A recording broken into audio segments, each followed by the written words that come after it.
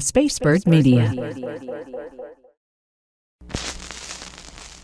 Why do so many people find solace in the crackle of a vinyl record? Let's dive in. This isn't just another vinyl podcast. It's a journey into the heart of recovery through the universal language of music.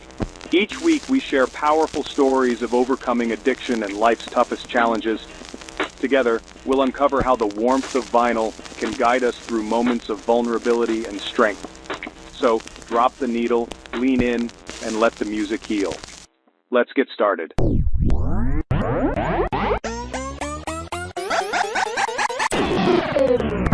This is Records and Recovery.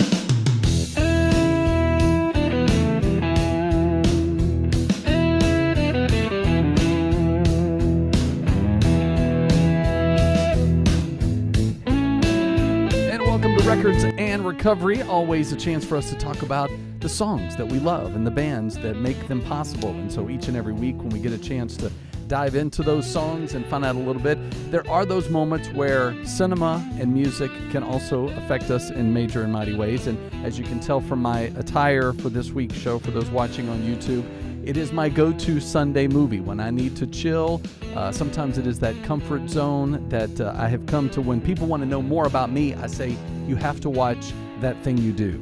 And after they watch it, they're like, oh yeah, I feel like I know you so much better now, which of course allows us to draw attention to our guest this week, who is the center of that movie, but also the center of a new show definitely you want to check out on Amazon Prime called Blue Ridge. And he joins us this week, Johnathon Schaech from That Thing You Do. Welcome, man. How are you? Hi, everybody. What's up, man? How's it going? It's great, man. I have to say, I feel like between all you're doing with Blue Ridge and then your son's baseball team and all, like, how do you manage it all? Like, it's just an ongoing, nonstop, like, dads everywhere can kind of look to how you balance that. Yeah, when I have to work, I have to work. And but the beautiful thing about Blue Ridge is I get to come home on the weekends. Oh, perfect. So I'm the coach of my son's lacrosse team. Yeah. Well, one of the coaches, because I can't really do it by myself. So I come in when I can, and it's worked out great. Just me and him are now training together. I take him to the gym every day. All right. How's that going? It's going great, man. I love it. So when you're working out, what are your do you have go-to like playlist? Well, we're at the mercy of the gym. We go to Gold Gym. That's fair. Yeah. If we did though, I think he would want Benson Boone because he's got a new album out, and then I would want Haim because they have this new album out called I Quit.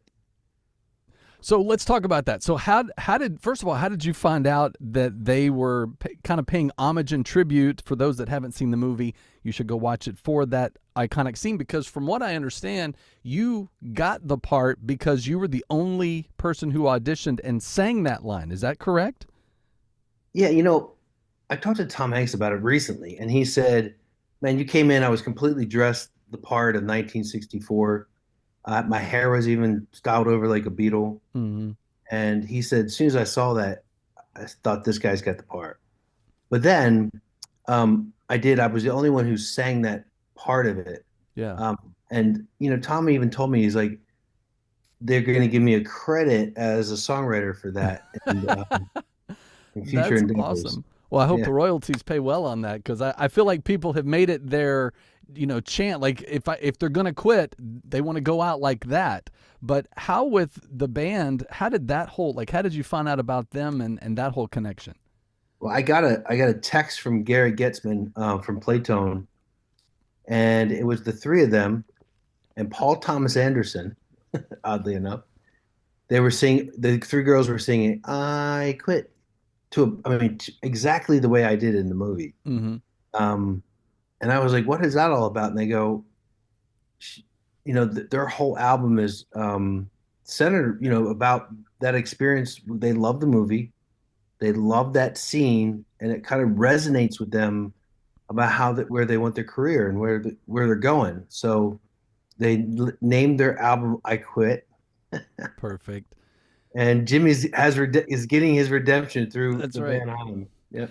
So I know that with you as, a writer and obviously, actor, so forth, like, is there ever an option that, you could get the rights to Jimmy's character enough to kind of, with all these reboots, like, it just feels like the timing is finally in that place that you could either go back and, do what happened after the Wonders or where he would be now?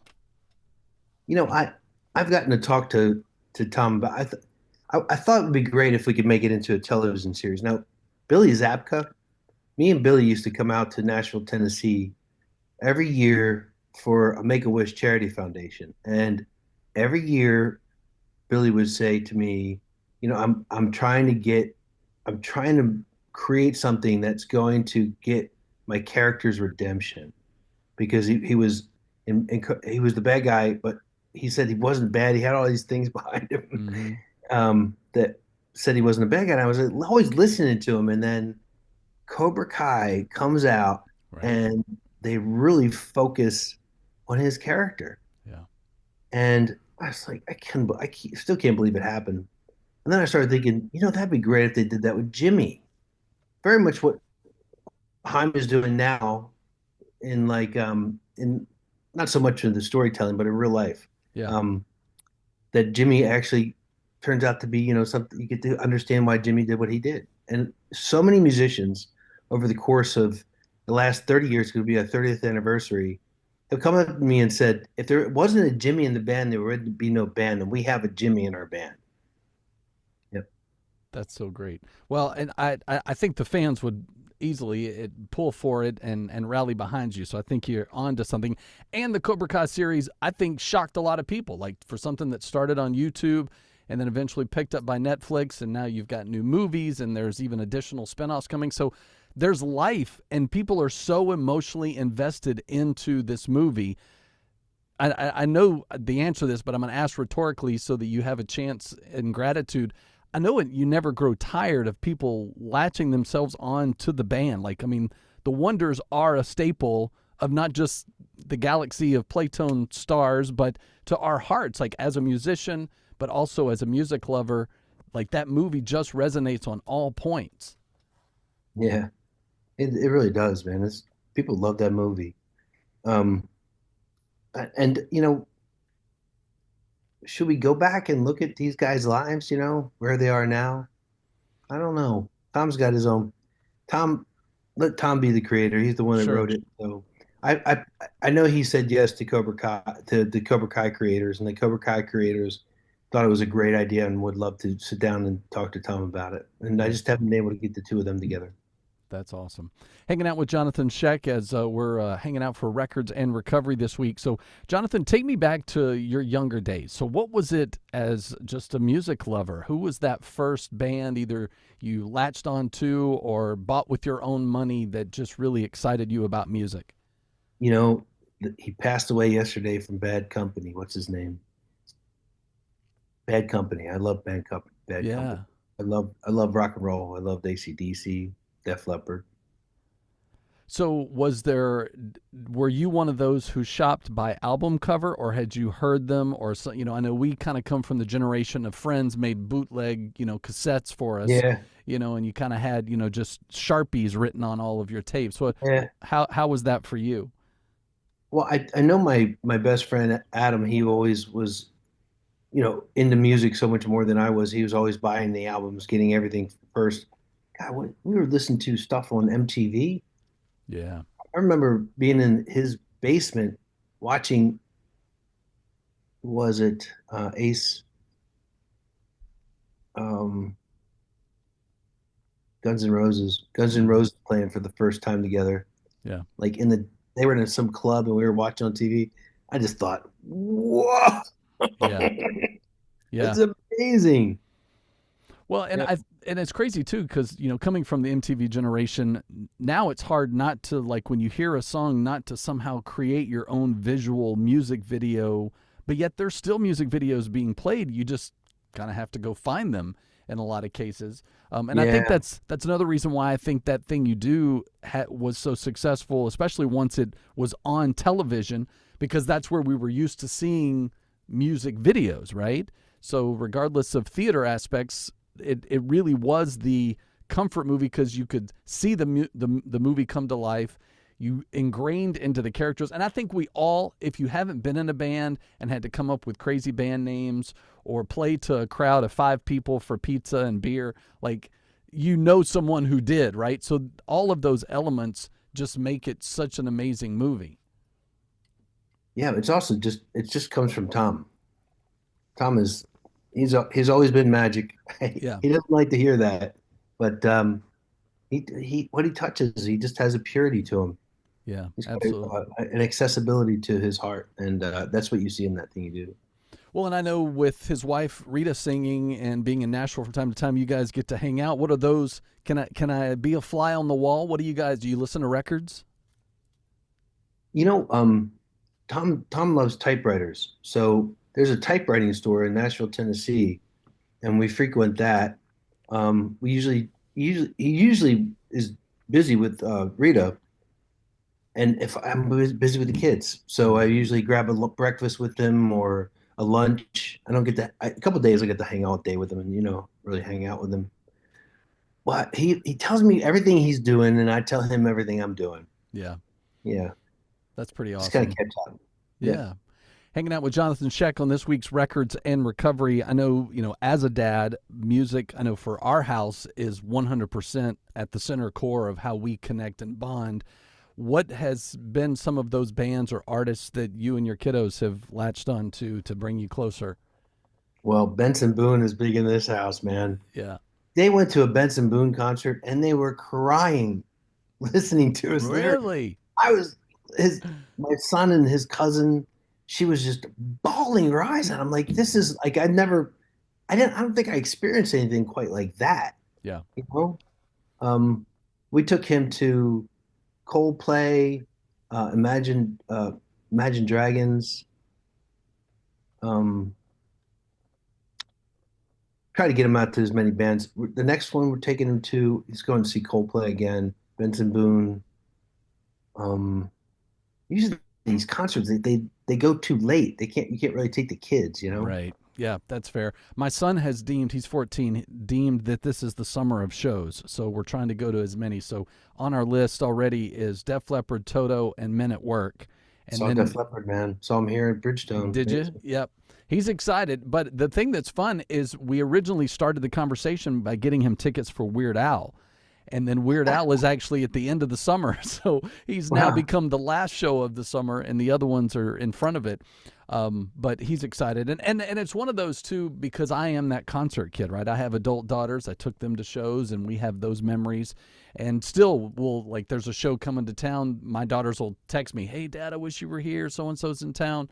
And it's that connection that I love about music. Yeah. We were talking about this a few weeks back with Phil Joel about how music is no longer polarizing. Like, you think about that thing you do, like in the 60s, rock and roll divided families and has on so many fronts. But I feel like over the last 10, 15 years, 20 years, it's been more of a unity of, hey, Dad, have you heard this band? Or, hey, check out this song.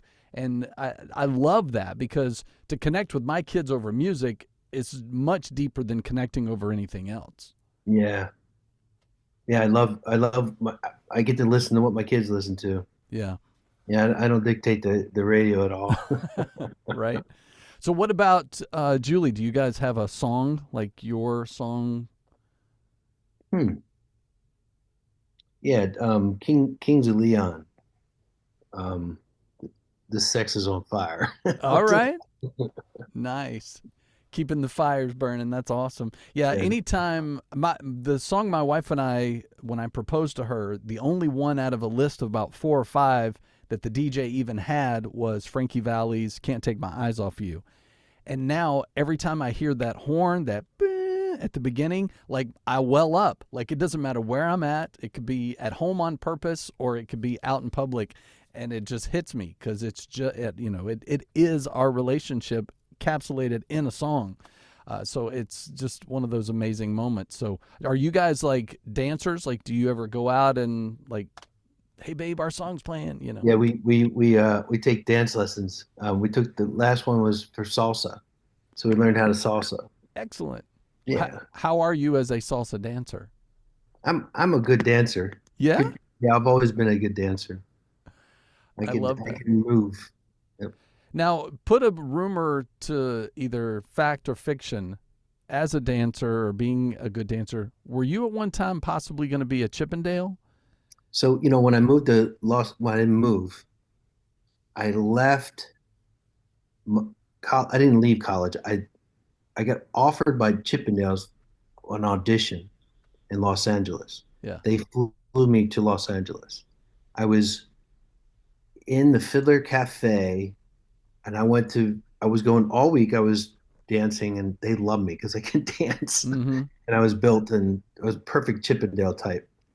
And the one Chippendale, the head guy, Joel Beeson, he kept telling me, like, dude, you're too good of a human being. You can't do this. He kept telling me that. He goes, I don't know how to get you away from this. Um, but these people aren't good people. That's what he kept saying to me. Yeah. And I was kind of like, this is a whole new world. Like, what's this going to be? I'm traveling. And then they offered me a contract. And then the same day they offered me a contract, I was sitting at the Fiddler Cafe, and this man came over. I remember him getting up, and he walked across the, the diner, and he had earrings from one side, like all the way, like so many earrings. I'd never seen anyone like that before. He had a Mm-hmm. bandana over his head, had a little bit of a beard, and he had like a robe. He looked like a genie, Yeah. and and he had a very soft voice, definitely an accent. And he said, "Are you a model?"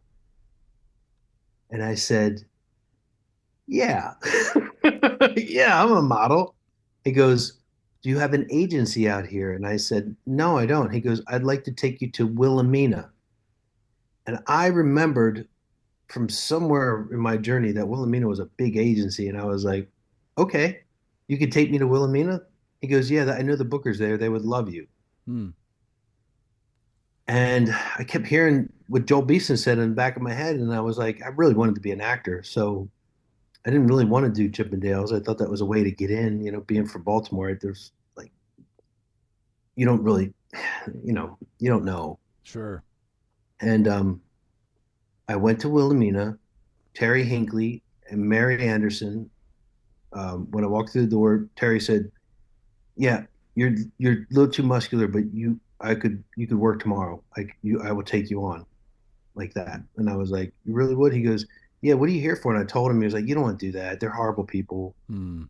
And he took great care of me. Terry took great care of me. I worked. I met with Herberts. I shot with Herberts, which really helped get things going. And then Wilhelmina gave me a list of acting coaches, because that's what I told him. I said, I really want to be an actor. He said, we don't book actors, but we'll give you a list. You can find an acting class, and then in time, you'll be able to find an acting agent. And so I studied with a man named Roy London, who was on the list. And I went in there, met him, and he just was extraordinary. Yeah. And also, the actors in that class were stunning. They were all, at the time, I didn't know who they were, but it was Brad Pitt, Michelle Pfeiffer, Gina Davis, Hank Azaria. It was just like, and I Wow. watched scenes that they were doing. And I was just like, wow, these people That's are amazing. fantastic. Yeah. Yeah, so I thought, I want to be here. So for like the next year and a half, I took bookings, but I really did commercials, mostly commercials, and I paid for my acting, my rent, and that's all I did, act every single night, and um, you know, just kept my head down, grinding it out. And Roy London really took me under his wing and told me that you keep doing this hard work, you'll become a star. So great. This is Records in Recovery, hanging out this week with Johnathon Schaech. Jonathan, I know you've been open about your dyslexia, and I'm curious because I'm just a fan of how music can help us mnemonically remember things or learn things. How much has music at any point, or did it play a role in helping you in some of that education on how to deal with it, especially when you're auditioning for roles and trying to memorize lines and things of that nature? I don't know if music had anything to do with it. Um, yeah, no, it never helped. I mean, it was easy. anything to do with numbers is easy. Hmm. Patterns are easy. Yeah. Um, it's the writing. It's the writing, and the reading is really difficult for dyslexics. Yeah. So for someone who's, maybe still feels like that they're battling it or maybe wanting to get into, acting, what would you suggest to them to help? Because a lot of times they just kind of say, well, there's no way I could do that because of, my I dyslexia. don't know. It's a gift. It's such a gift for an actor. It makes them really have to find the truth in the words that they're reading. Hmm. Um, and also, the best way for a dyslexic to learn is audio. Yeah. So if it's read to them, their lines and everything, they'll remember it. Yeah. Like when I get on the set, the blocking, like stepping over and sitting down, grabbing a book, walking over and placing the book somewhere else, that movement and everything in it, my line, I can't forget my lines. They're just part of me. Yeah. Standing in front of a teleprompter would be brutal, which I've done. Yeah. It's been brutal. And then also when I have to audition and they don't give me time. So a dyslexic needs time. They Hmm. need time to get things past this part of the like. And the other thing is the dyslexic has to stop shaming themselves. They take so much time shaming themselves, Right. and that takes a lot of deep work, understanding. Well, and I know with Blue Ridge, you say I've heard that you model a lot of this after your dad because he was in law enforcement, right? Yeah, the character Justin Wise is basically I become my dad. Yeah, yeah, fine. It's the pendulum, right? We always say we don't want to become like our parents, I but know it's gonna happen at some it's point. it's happened. Yeah, It's happened to me. yeah. Well, so do you remember? Was your dad much of a music guy? Did you like? Was he? Because I know for my dad, like Neil Diamond, Willie and Waylon, like those were always on in the background when I was a kid. Because that was his, still is his favorite stuff, and I can't hear them now without thinking about him. So are those songs or artists that you identify with your dad? You know, it wasn't.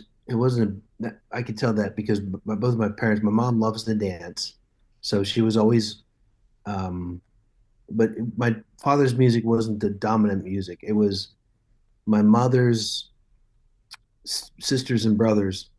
It was Barbara Streisand, Barry Manilow, Frank Sinatra. Excellent. That's what we listened to all the time. Right. Yeah. Is there any, because I kind of came full circle. Like there was that time where it's like, oh my goodness, if I hear that one more time, I'm done. But now I gravitate to it.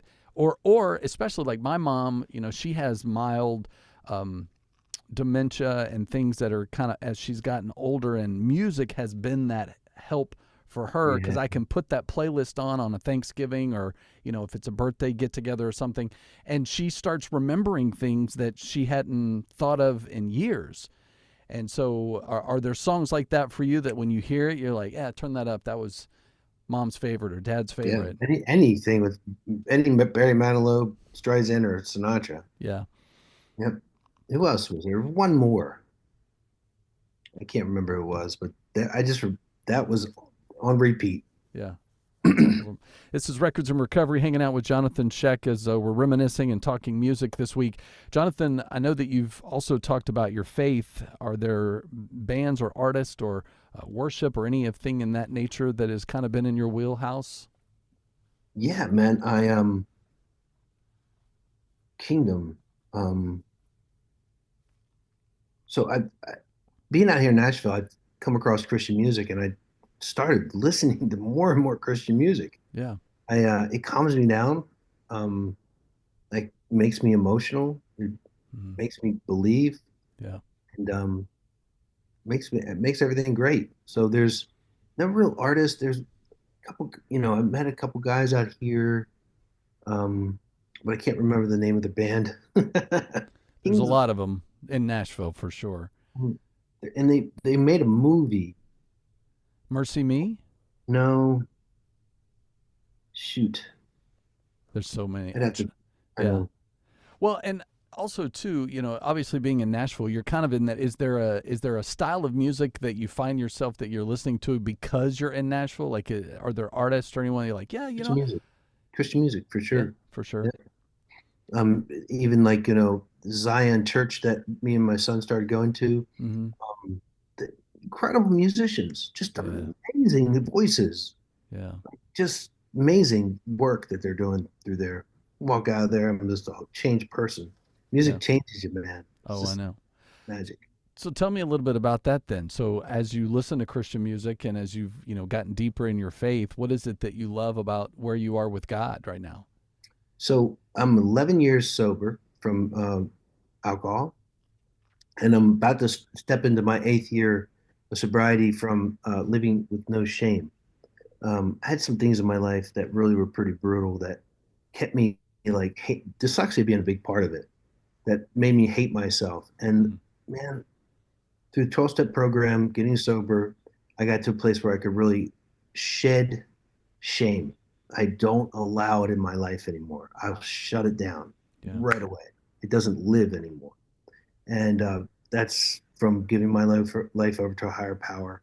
That higher power is mine, and I'm connected. And I just, I know that it's the way and it's my way. And anyone needs guidance, I will be the way for them. yeah. I love that. Well, and then in that, how much, like, what do you say to someone like? Because in our house, I'm always the mindset of I wish my kids were comfortable in their own skin sooner than they are. Because that was me. Like I wasn't comfortable in my skin. I was told be this, not that, and go here, go not there, like all that. So it wasn't until I was comfortable in my skin, and a huge part of it was in who I was in my relationship with God. But in dealing with dyslexia, dealing with addictions, how much of you wish you had found God sooner in order to help you deal with some of those things? Like for someone that hasn't found him but is dealing with either side of that coin, what would you say to them? You know, I've always had God in my life, and but it was the God. It wasn't the God of my life. Mm-hmm. It was the God of my parents. Mm, And, when I was able to really not look at God as that anymore, and finding God, you know, that I love, the Jesus that I love, yeah. that I understand, I was just connected, and I know that my son has a connection. I don't know if it's in front of all the problems that come up with growing up, Yeah. but I hope that he acknowledges that he's walking not alone through all of it, Mm-hmm. and that he can ask for help from his higher power, and it'll come. Make choices from that space. Yeah. Whew, it's tough to do. It's tough Yeah. to do when you're young. Oh, I know. Well, and that's the thing I love too when like my son and I will be listening to Christian music in the car and he's into like Forrest Frank and a lot of the urban or rap stuff. And so when conversations spark, it a lot of times comes from those songs because he'll be singing along or he's like, "Yeah, I really like this song. It helped me this week." And so much of that is what I hope the next generation is picking up on is that they see the mistakes we made, but I feel like we're the last transparent. Like my parents don't want to talk about the past, right? And it's always brush it under the rug. But I want to talk about it because I want my kids to know, hey, I've messed up, but I'm changed because of God. And that sounds like your Yeah, house is kind of in that same vein. yeah, I do the same thing. The 11-year-old is more and more. I'm telling him about my past and how I came to really a true, deeper understanding of God. He's like, "What are you going to these meetings for?" I'm like, "I Yeah, don't think anymore," and I go there because it connects me to other people, and the community is very important for my faith and my belief and my understanding of this world. Dyslexia. The beautiful thing is my son is dyslexic, and because of my understanding of dyslexia and my embracing it and truly uncovering it, yeah, really analyzing it, understanding it, and giving it over to my higher power, he has been able to do that. And it's not a shame thing for him. Mm-hmm. He got straight A's in school, and I mean, reading and writing, he got 98%. Yeah. How's that possible? Right. So he is touched some way, and he's connected. And I know his prayer at dinner. Wow. Yeah. He can pray, man. He can pray with the best of them. I love that. He's got a lot of gratitude in his understanding of his. So great. Johnathon Schaech has been our guest this week for Records and Recovery. Man, always great to catch up, and looking forward to the success of Blue Ridge, many more seasons on Prime and beyond. And thanks so much for carving some time out. It's number 6 on Amazon Prime right now. I love that. Climbing the charts. I don't know how. It's on its way to number 1. Yeah, it's on its way. Thanks again, man. All right, brother. Records and Recovery is a Spacebird Media production and a part of the Thesis Radio Network. Find more episodes anywhere you listen to podcasts or at thesis.com.